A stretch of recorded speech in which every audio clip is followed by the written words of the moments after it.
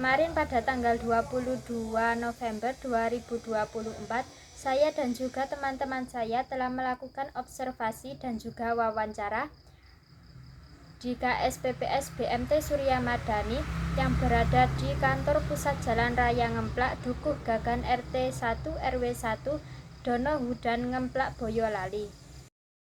Sejarah dari BMT Surya Madani. Awal berdirinya BMT Surya Madani itu dari ide dan juga gagasan ekonomi para tokoh Perserikatan Muhammadiyah Ranting Desa Giriroto, Kecamatan Ngemplak Boyolali dalam menjawab permasalahan tentang bunga bank. Sebagai masyarakat mayoritas Islam di Ranting Giriroto dan juga sekitarnya, maka pihak dari pimpinan Ranting Muhammadiyah atau disebut dengan PRM Giriroto mencari wadah bagi umat Islam khususnya yang ingin menabung dan juga meminjam dana agar terhindar dari adanya riba bunga bank konvensional dengan cara mendirikan lembaga keuangan syariah. Dengan alasan tersebut, salah satu solusinya yaitu dengan merintis atau mendirikan lembaga keuangan dengan pola dan juga prinsip syariah. PRM Giriroto melalui majelis ekonominya kemudian mengumpulkan para jamaah dan juga takmir masjid binaan Muhammadiyah Ranting Giriroto untuk memutuskan masalah pendirian lembaga keuangan syariah ini.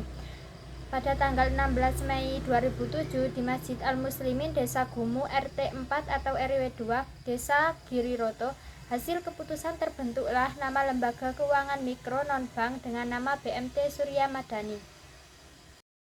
Visi BMT Surya Madani terwujudnya lembaga keuangan syariah pilihan umat dengan landasan syariah. Kemudian ada visi BMT Surya Madani. Yang pertama, memberdayakan ekonomi, anggota dan masyarakat dengan pelayanan yang ramah dan amanah.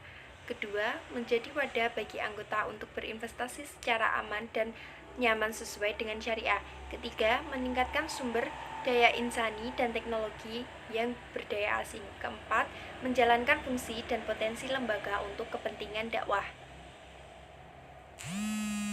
Kemudian ada program BMT Surya Madani, yaitu penggalan simpanan atau pinjaman untuk menolong diri sendiri dan saudara sesama pengusaha mikro kecil, pengembang usaha mikro kecil melalui fasilitas pembiayaan modal usaha.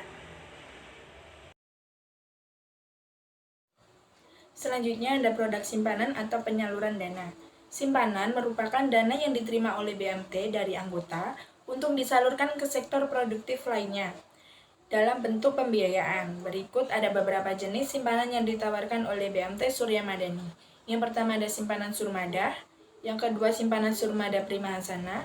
Bedanya dengan simpanan surmada, simpanan dana ini hanya dapat ditarik kembali pada kurun waktu tertentu, yaitu 6 hingga 10 tahun. Keuntungan dari simpanan surmada ini, anggota akan mendapatkan hadiah yang dapat dimanfaatkan di depan. Yang ketiga ada simpanan mudharabah berjangka. Seperti namanya, simpanan ini hanya dapat ditarik pada jangka waktu tertentu yaitu 1, 3, 6, hingga 24 bulan. Dan selanjutnya ada simpanan si pintar, simpanan hari raya, simpanan haji umroh, simpanan setampan. Dari simpanan setampan ini, anggota dapat berkesempatan untuk mendapatkan hadiah berupa umroh, motor, TV, HP, dan berbagai hadiah lainnya. Selanjutnya ada simpanan pensiun hingga simpanan kurban. Untuk menyimpan dana di BMT Surya Madani ini, si penyalur dana harus menjadi anggota dari koperasi terlebih dahulu, kemudian akan dilayani untuk proses penyimpanan dana tersebut. Seperti yang sudah dituturkan oleh Bapak Nasruddin selaku Kepala Lembaga BMT Surya Madani, yaitu untuk penghimpunan yang pertama juga penyalur dana harus menjadi anggota dari koperasi terlebih dahulu dan selanjutnya akan dilayani untuk penghimpunan dana di BMT Surya Madani. Karena kan koperasi itu yang dilayani adalah anggota, seperti jargonnya, dari anggota, untuk anggota, dan oleh anggota. Penyimpanan dana di BMT Surya Madani memiliki syarat yang cukup mudah, yaitu hanya memerlukan KTP, dan jika belum memiliki KTP bisa menggunakan kartu identitas lain, seperti yang dikatakan oleh Bapak Agus selaku pegawai administrasi BMT Surya Madani, yaitu kalau syarat untuk menabung cukup KTP saja Mbak. Kalau untuk anak-anak semisal belum punya KTP cukup membawa KK ataupun KIA. Produk pembiayaan atau penyaluran dana. Yang pertama ada mudharabah atau bagi hasil. Yang kedua murabahah atau jual beli. Yang ketiga ijarah murni. Yang keempat ijarah multi jasa. Yang kelima ijarah muntahiyah bi tamlik. Yang keenam ada istisna.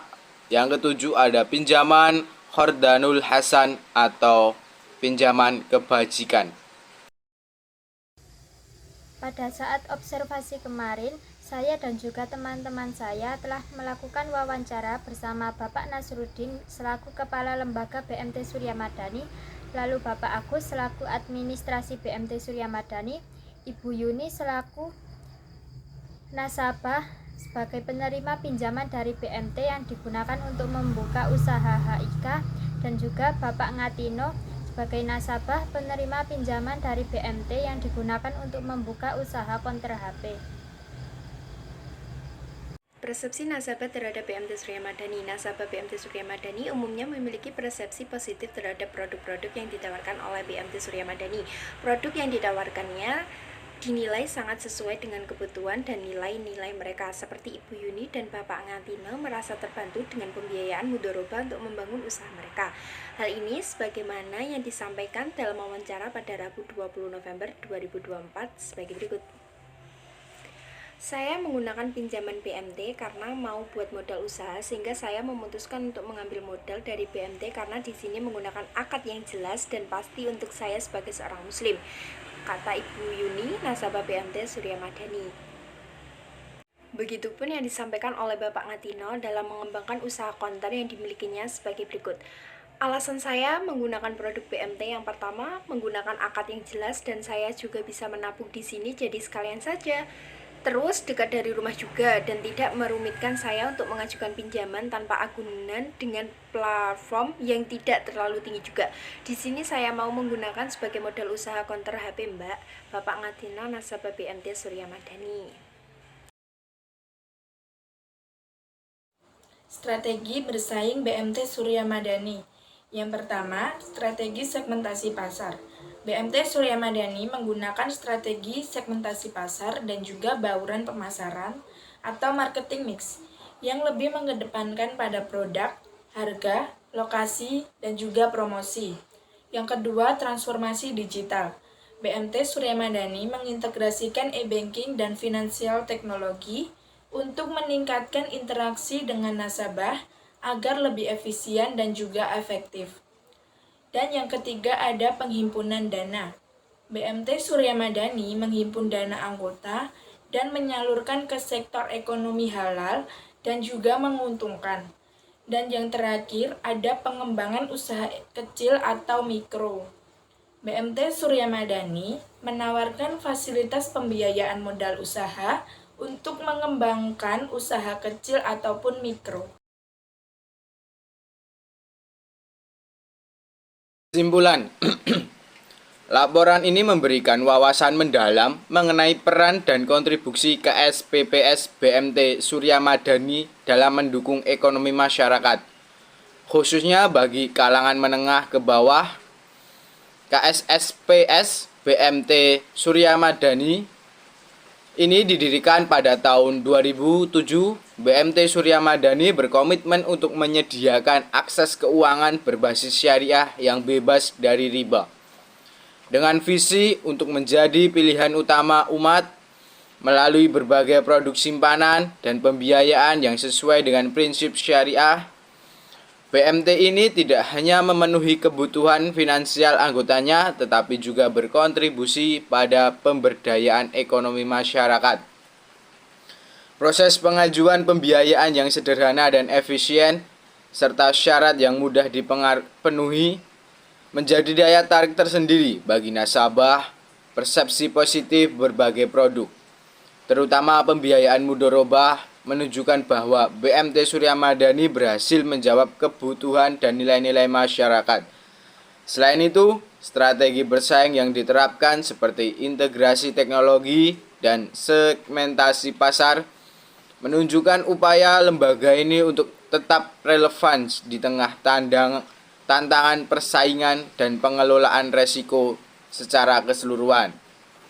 BMT Surya Madani tidak hanya berfungsi sebagai lembaga keuangan, tetapi juga sebagai agen perubahan yang berkontribusi pada pembangunan ekonomi masyarakat melalui prinsip-prinsip syariah.